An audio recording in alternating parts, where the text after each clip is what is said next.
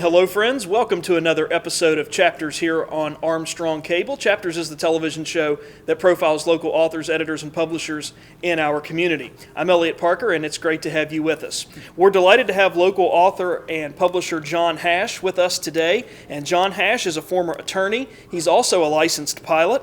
Go Get Nausea is his fourth book. He's written previous books including Honey Branches, The Mead Estate, also Starkeeper and Lero's Mission. He is retired and currently lives in Huntington, West Virginia. We're going to talk to him about all things writing and publishing today, and we're delighted to have John Hash with us. John, welcome to Chapters. Thank you so much for being here. Thank you very much, Elliot. It's a pleasure. Let me ask you a little bit first, before we get into your writing career, about being a licensed pilot. How did you get interested in aviation? Do you still fly today? And how did that whole process start about becoming a licensed pilot for you?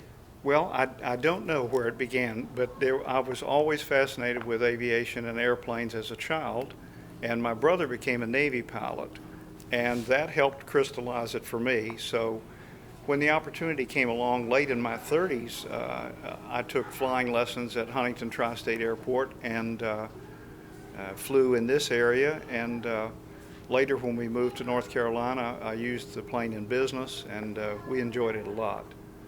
Susan's parents are from Nashville, and we used to fly from Winston-Salem over to Nashville after her mother became ill, and those are precious memories. Great fun. Sure. What was the process like to getting to be a licensed pilot? What kind of training, what kind of hours in the cockpit did you have to have before you were able to fly on your own?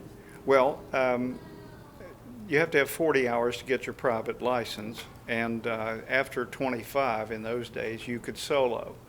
So the instructor would determine when you were ready to solo, and I remember when my instructor told me, he said, "Park on the tarmac, I want to talk with you a minute." And so we were in the midst of doing some touch and go landings at Tri-State Airport, and I pulled over to the tarmac like he asked me to, and he says, "I think you're ready to solo. I want you to make 3 landings, touch and go, and then come back to the terminal, and I want to talk with you." And so he turned me loose, and I did solo, survived that, and enjoyed it a lot. And after I got my private license, I flew both for pleasure and business for a few years. Passed the commercial written exam, and took several instrument lessons. I became a multi-engine pilot. Since we were living in North Carolina at the time, I had business interests in West Virginia, and we had personal reasons to go to Nashville. So there were mountains between all of those places, and it became prudent to buy a twin-engine airplane, and we enjoyed that a lot. I'm not an active pilot any longer.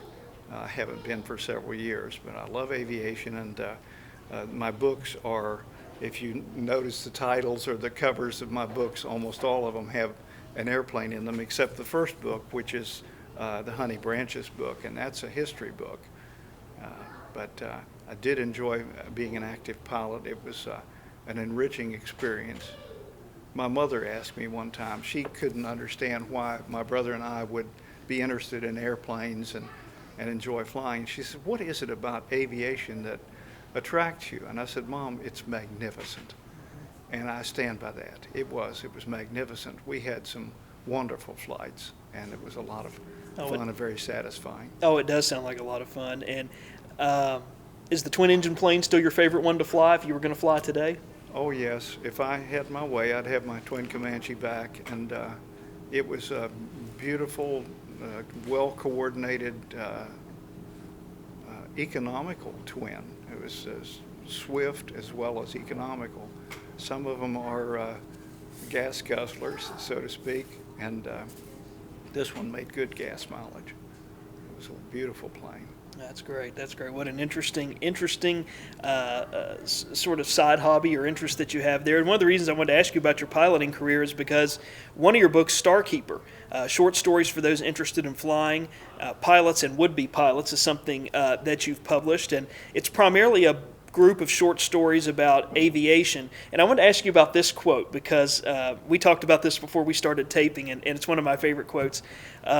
when you talk about aviation, you say many pilots will tell you, and this is also on the cover of your book, many pilots will tell you that aviation is countless hours of boredom punctuated by moments of sheer terror. Talk to us a little bit about what that quote means and how that factors into what a pilot does and factors into some of the stories that you wrote about.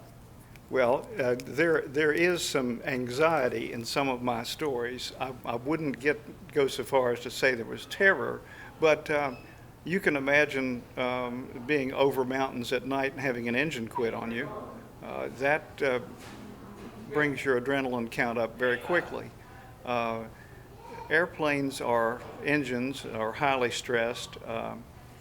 They make them as stout as they can. But the technology in aircraft engines is antique, and you do have a problem once in a while. You have to be ready for that, and the pilots would say you have to be ahead of the airplane.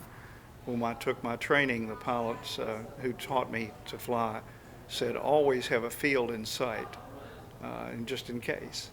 That was good advice. I remember the first time my instructor told me, he said, "Look over there." And as I looked to the left, he pulled the throttle back to nothing, and the engine went from full power to idle. And he said, "What are you going to do now?" And I said, "Well, I think I'll land on that field over there." We were up the Ohio River from Huntington, and there was a nice cornfield that had been harvested. And there were stumps of the corn sticking out of the ground about 6 inches. And he said, "All right, let's see you hit that field." And so we circled as we lost altitude, and when I was about 10 feet above the ground, ready to touch it down, he said, "Okay, go around." So he pushed the throttle in, and we aviated some more. But you do have occasional problems. It happens. One of my instructors, one time when we had a bit of a problem with the radio, and I was a little bit upset about it because I wanted to get my instrument training, and it was a navigation radio that was acting up. And he turned to me and said, "Well, at least nobody's shooting at you." So the stress level varies, but most pilots will tell you that every once in a while you'll have a problem that will get your attention. You have to be careful. Yeah, absolutely. And I think that's really interesting, too, in this age for those people who've flown and have flown larger commercial aircraft. You know, you see and hear so much about computers and switches and knobs doing a lot of the flying, but still it comes down to somebody's got to be, or a couple of people have got to be in that cockpit making sure that all of that stuff works, and when it doesn't work, they're the ones going to be responsible for taking the next step. Well, that's right, and things do happen. Radios fail, engines fail. My brother is a commercial pilot, active right now, and flies a turboprop twin for a company in Dayton, Tennessee. And he was aloft the day that the Sioux City DC-10 crash took place. Mm-hmm. He listened to all of that, and that was a very scary situation. But that was a moment of terror for a number of people. Have the center engine disintegrate, and they found the largest wheel from the engine. They're called wheels in a jet engine, and compressor wheels, and they found it broken almost in half in a cornfield several miles from where it had blown up. But we have had problems with airplanes. They do once in a while come back and kick you, and you have to be very careful. Absolutely, absolutely. Talk to us a little bit about how you determined to come up with the stories that you did for the Starkeeper collection. Were they all based on experiences, or were they just some worst case scenarios you had thought about or had heard other pilots experience? Where'd you come up with the ideas and the arrangement for that collection? Well, it's a spectrum, kind of. Some of the stories are things that really happened. For instance, the first story in this book, Starkeeper, was about my father, who was a flight surgeon in India during World War II. And the story actually happened. He was summoned by the colonel in the middle of the night. In fact, the book starts with the sergeant shining a flashlight around the tent and saying, "Which one of you is Dr. Hash?"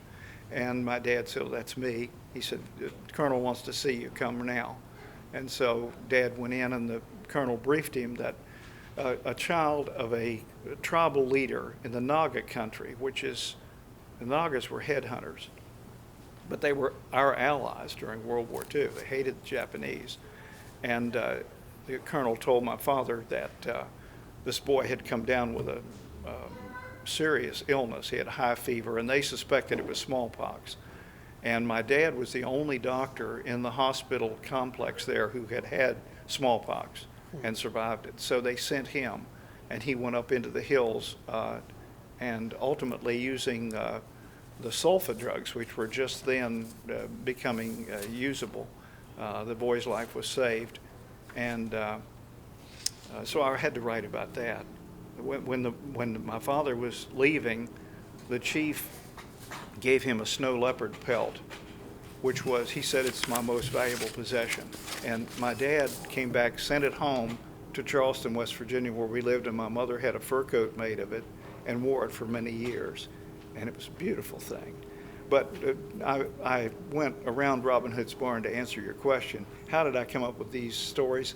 That was one of the first ones. The one about the airport in Virginia that I told you about, where my wife and I landed, that was a true story. Some of the other ones in here are true to fact, but I changed the names of the characters sometimes. Some of them are completely fictional, but some of them involve people that live in Huntington, and they may discover they're in print one of these days. But it varied. Some of the stories, as I said, were factual, and it tapered off from factual to completely fictional. And some of the stories were built around a thing that actually happened. There's one story I'd like to mention. It involved a friend of mine from Huntington, and he had had a heart attack at a campsite he had in Mingo County. And the two characters in the book fly down to land at their private airstrip, which is a very short airstrip, and they had not landed there before, and so they had to fly down, pick him up, and fly him to Charleston. And as they got him in the plane, he was a large man, and it took 4 of them to get him in the plane, and he had pretty obviously had a heart attack. And they got aloft off of this short field called Charleston Approach and asked which was closer to come to Charleston or to Huntington. And they were told Huntington is closer. So they asked permission to land on 16th Street Road. Wow. And did, and taxied right up to the parking lot of Cabell Huntington Hospital. Wow. And they were waiting for them with a stretcher right there. The state police had blocked the road, and they landed on 16th Street Road and taxied right up to the hospital.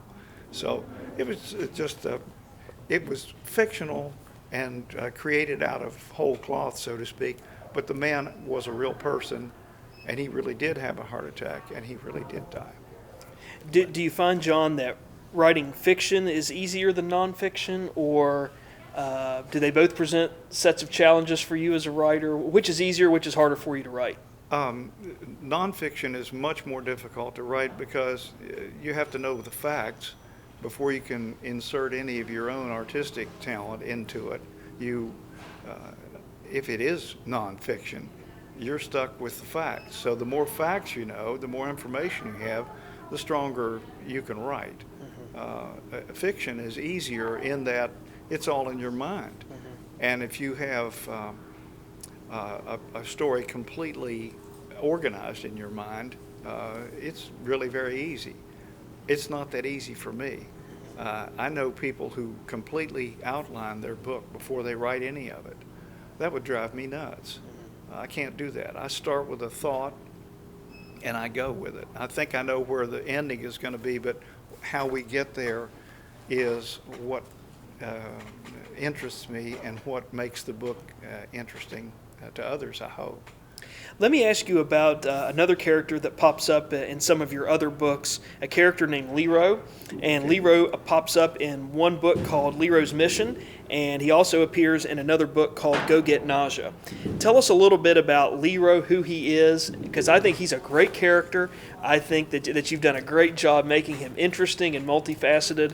And when I read some of your work, I wanted to know more about Lero, and I wanted Lero on every page. So tell us a little bit about Lero, and is he based on someone that you know, and why he's such a great character to use? Well, I call him Lero, and the reason I call him Lero is that his hobby is building target pistols, and it's the last syllable of the name Pistolero. And Lero is a retired airline pilot, a widower, and he's a completely fictional character, although there are people I have known whose attributes are part of Lero's makeup. But Lero is, if you wanted me to tell you how old he is, I'd have to think a minute, but I'd say he's probably late 40s, maybe early 50s. And he is a very interesting character. His airline that he flew for fell out from under him, so to speak. The airline went bust, and if you ask me what airline it was, I'd probably say, well, it was Braniff, which went belly up in the 70s. And he was furloughed, and he went back to Western Pennsylvania and got a job as an engine builder for a maintenance shop for a large airline. And I have a friend who does that, so that enabled me to flesh out the character a little bit. But in Lero's mission, he is approached by somebody he doesn't see. He's actually sitting in a library reading, and a fella comes and sits behind him and said, essentially, would you be interested in a part-time job for a while? And he says, well, yes. And he said, what's it like? And he said, well, it involves travel. You game to travel? Well, yes. And he said, does it involve risk? And he said, substantial risk. And he said, well, why me? And he said, well, you're an airline pilot, and you were recommended to us. We need somebody with your background, and we know you're also an airframe and power plant mechanic, and you know airplanes and how to build them and rebuild them. So Lero gets hired by these guys, and this is his first mission. That's the book that we're talking about, Lero's mission. This aircraft on the cover is actually a Vulcan, an Avro Vulcan British Cold War bomber, and they have this plane in mothballs at Davis-Monthan Air Force Base in Tucson. And that is where a lot of the B-52s are mothballed, and there are hundreds of airplanes there. So they take him and his crew to Davis-Monthan Air Force Base, and they give them a hangar, and they refurbish this World War II bomber. Well, it's post-World War II, actually, Cold War bomber, and it flies the mission that he's sent on. And maybe I shouldn't go too much into the mission, but it involves a country that has sworn to wipe Israel off the map, and it involves ordnance bombs and things like that. And the book chronicles the preparation of the airplane, and they're told that it's a one-way mission, that if they succeed, they're to fly the plane over the Black Sea and ditch it in the water and be picked up. So when they say there's risk, that's a gross understatement. Mm-hmm.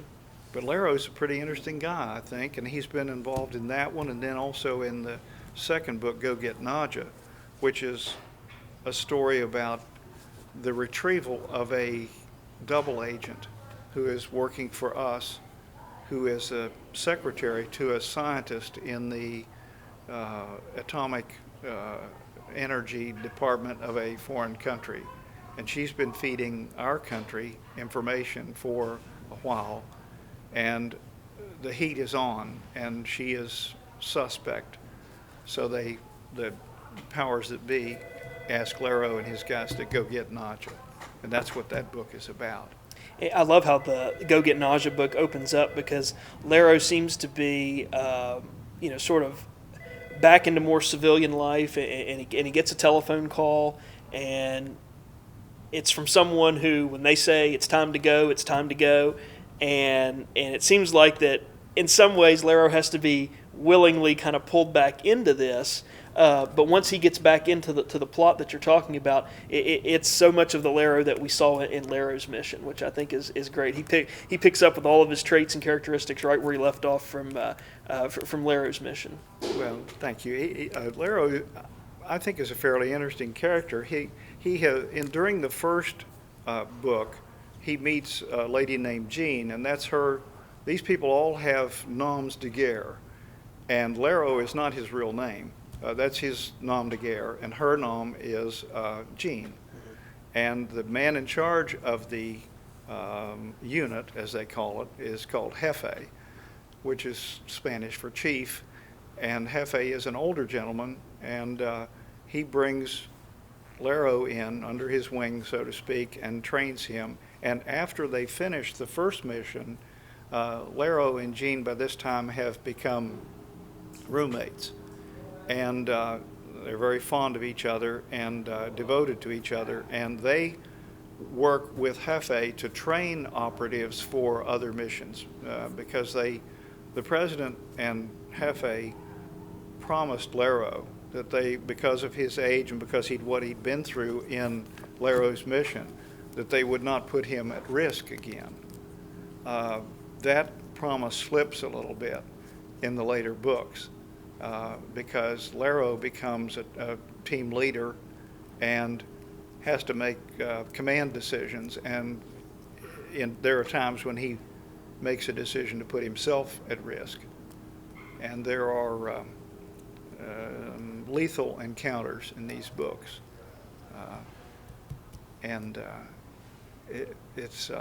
It's almost like he's become a friend of mine. Yeah. Well, he's a terrific character, and I liked him a lot. And you root for him, but you're also not always quite sure what he's going to do and say, which makes him so interesting. You think, what's he going to say in this circumstance, or what's he going to do exactly here? So he's just complex enough. Just when you think you've got him figured out, he kind of goes in a different direction, which makes him a fantastic character. I wanted to ask you too about a couple of your other books quickly: Honey Branches, The Mead Estate, and Flight to Oblivion. Tell us a little bit briefly about what those two books are about. Okay, Honey Branches is my only nonfiction book, and it actually is a chronicle of an actual case I had when I was a young attorney.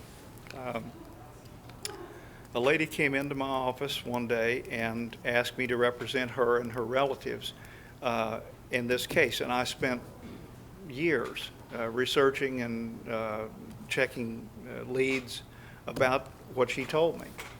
And this book involves the theft of land that was granted to a Revolutionary War soldier for his service in the Continental Army. In those days, they used it as an enticement to get people to enlist and to stay in the Army. And after the war, of course, it was all conditional on winning the war. If they'd lost the war, nobody would have had anything.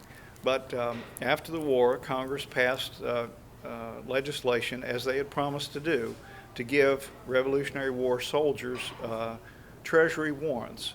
And those treasury warrants could be exchanged for acres of land in the land grant areas. And Mingo County, West Virginia, wasn't even Mingo County, West Virginia at that time. It wasn't even West Virginia.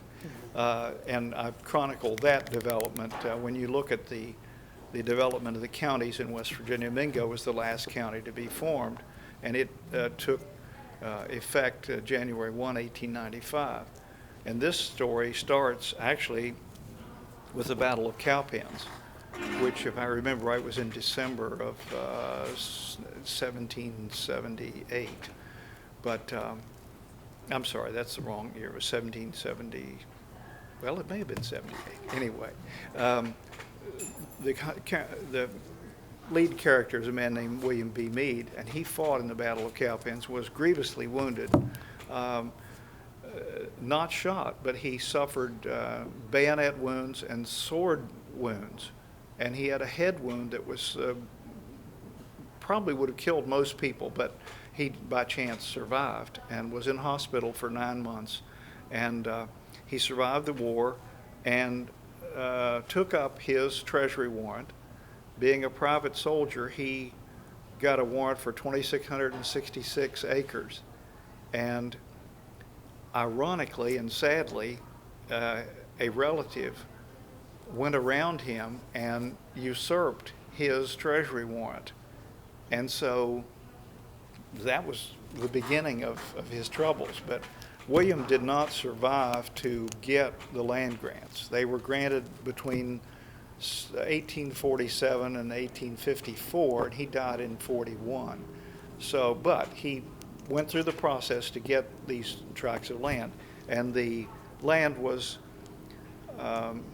misappropriated from him by a robber baron from Cincinnati, and he and that family still own it. And in fact, I need to tell you, Susan and I went down to do some research right before this book was published, and we were looking for a particular school building on the geodetic map. I stopped and asked some local people where it was, and I was pointed out the adjacent residence.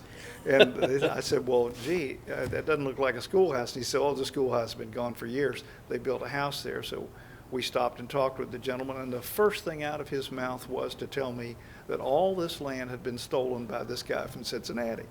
I said, oh, really?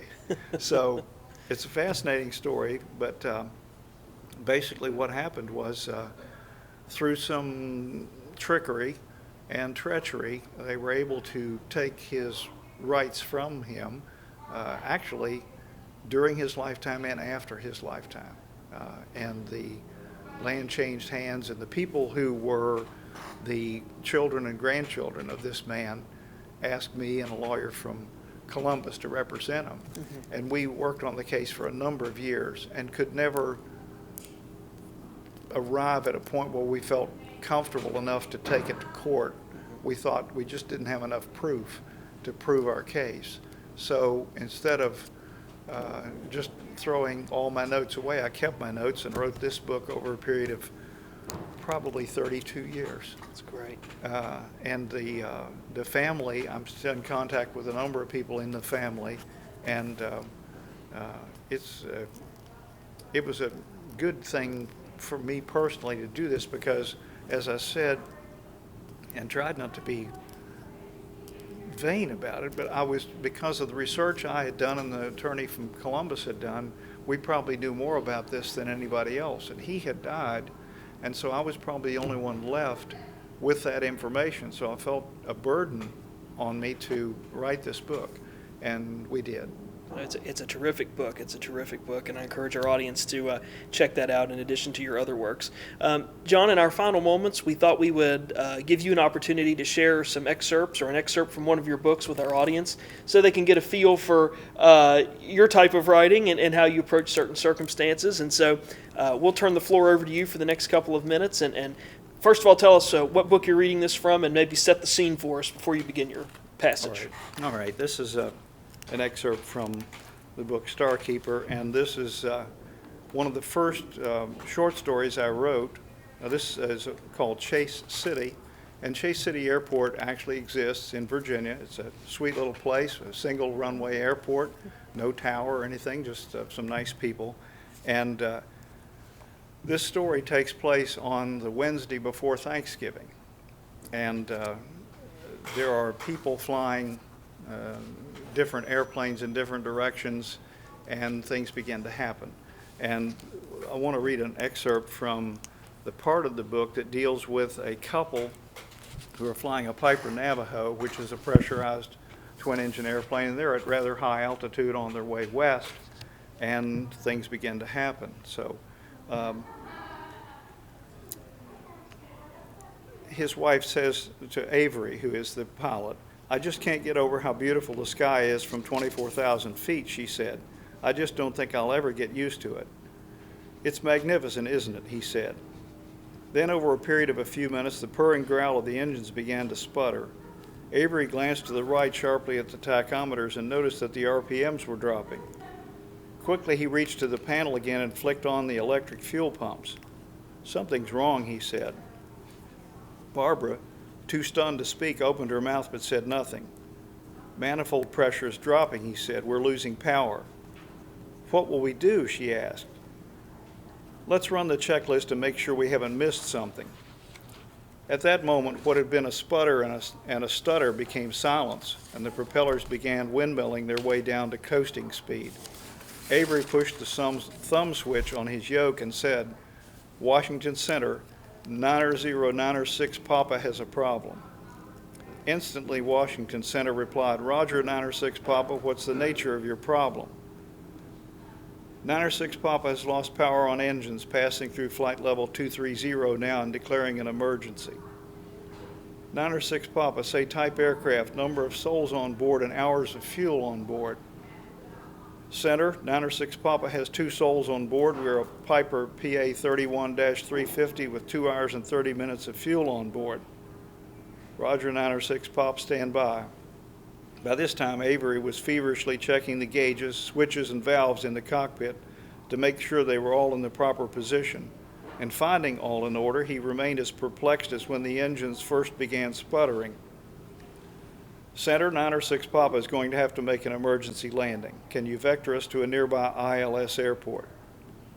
906 Papa, stand by, said Washington Center. Long seconds passed. Then Center spoke through the headset. 906 Papa, the nearest ILS airport would be either Charlottesville or Richmond, both of which are 60 miles from your present position. Roger, Center, stand by a second. Then Avery said, Center, can you vector 906 Papa to any airport within 10 miles that has an instrument procedure? 906 Papa, stand by a moment, said the center controller.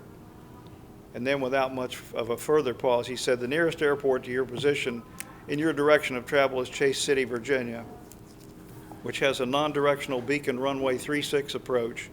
The frequency of the NDB is 342 kilohertz, and according to latest NOTAMs, is properly in service. Roger, Center, 906 Papa understands Chase City, Virginia, NDB approach, runway 36, frequency 342 kilohertz. Any theory on what the problem could be? Negative, Center. 906 Papa has no idea what the problem is. We've lost power, no fire, all pressures are normal, the props are turning, but the pipes are not barking. Roger, 906 Papa, said Center, say altitude. 906 Papa is descending through 19,000 feet. That's a great passage, and you left us in a moment of suspense, so that is a perfect way to end that passage. John Hash, author of several books, including Lero's Mission, Go Get Nausea, Honey Branches, The Meat Estate, and Flight to Oblivion. Thank you so much for being on Chapters. We appreciate hearing about your writing and your approaches to writing and about all your great stories and experiences as a pilot. Thank you so much for coming on with us today. Thank you, Elliot. It was a pleasure. Thank you. And lastly, each and every week, our episode of Chapters comes together through the support and sponsorship of so many people, both in front of the camera and behind the scenes. And one of those important sponsors is Empire Books and News, located here at Pullman Square in downtown Huntington. They provide our studio taping space, and we appreciate that so much. And we invite you to stop by Empire Books and News anytime you're looking for something to read. If you don't like books, you don't like short stories, poetry, or drama, you can also come down and check out their largest collection of magazines in the tri-state. You can find those right here at Empire Books and News. So talk to Charlotte and her staff. They can get you taken care of for any of your reading tastes here at Empire Books and News, and we appreciate their support and their sponsorship so much. And if you've got a question, comment, or story suggestion about this chapter's program or any chapter's program you've seen here on Armstrong Cable, we want to hear from you. You can send us an email to the address that pops up right here at the bottom of the screen, lp4@zoominternet.net. We appreciate all the feedback that we do receive here to the show, so keep those comments coming. And if you've missed a previous episode of Chapters, or you want to go back and watch an episode of Chapters maybe for the second or third time, you can check out the Armstrong One Wire YouTube page, where we have a Chapters link there available for you. All you need to do is go to www.youtube.com/ArmstrongOneWire. That's all one word, and that address is also here at the bottom of the screen. Click on the Chapters tab, and you can go back and watch any previous episode of our 2 years' worth of talking with authors, publishers, and editors. Over 9 hours of author interviews are there, and so we encourage you to stop by and check those out. If there's a program that you've missed or you want to go back and check it out again, we've got them all archived for you there at the Armstrong One Wire YouTube page. So please take some time and give that page a look. And that's going to do it for us this time on Chapters, but please come again next time. And in the meantime, stay tuned to this station for news and views that impact you and your community.